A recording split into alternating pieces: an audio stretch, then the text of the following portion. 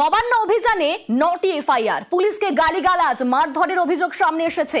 আদালতের নির্দেশ না মানা সহ একাধিক অভিযোগে এবার এফআইআর। আমাদের সঙ্গে এই মুহূর্তে রৌনক রয়েছে। রৌনক, গতকালকে বিভিন্ন জায়গায় গন্ডগোল হয়েছে, পুলিশের সঙ্গে ধস্তাধস্তি হয়েছে, একেবারে গালিগালাজ করা হয়েছে, পুলিশকে মারধরের ভিডিও সামনে এসেছে, এবার এফআইআর দায়ের হলো। ঠিক কি খবর পাওয়া যাচ্ছে?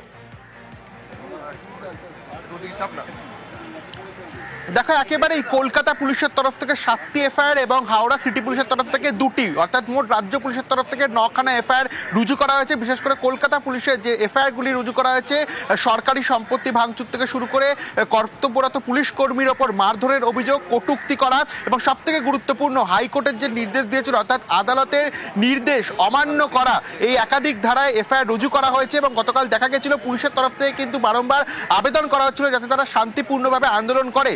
বেশ কিছু জায়গায় শান্তির বিঘ্ন ঘটেছে, এমনটাই কিন্তু পুলিশ সূত্রে জানা যাচ্ছে এবং সেই কারণে আদালতের নির্দেশ অমান্য করার ভিত্তিতেই এফআইআর রুজু করা হয়েছে এবং এই পুলিশ কর্মী, যারা কর্তব্যরত পুলিশ কর্মীরা ছিলেন, তাদেরকে মারধর করা হয়েছে। সরকারি সম্পত্তি ভাঙচুর থেকে শুরু করে পুলিশ পার্সোনালদের উদ্দেশ্যে কটূক্তি করা হয়েছে। এই একাধিক ধারায় এফআইআর রুজু করা হয়েছে এবং মোট 9টি এফআইআর রুজু করা হয়েছে। তার মধ্যে 7টি কলকাতা পুলিশ এবং 2টি হাওড়া পুলিশের তরফ থেকে এফআইআর রুজু হয়েছে এবং এখনো পর্যন্ত কিন্তু এই নবান্ন অভিযানকে কেন্দ্র করে কাউকে গ্রেফতার করা হয়নি এবং পরবর্তীতে এফআইআর সংখ্যা বাড়তেও পারে। শুধু তাই নয়, বেশ কিছু বিজেপি নেতা, যেমন অশোক দিন্দা থেকে শুরু করে আরো বেশ কিছু বিজেপি নেতা, তাদের বিরুদ্ধে মামলা রুজু করেছে ইতিমধ্যে কলকাতা পুলিশ।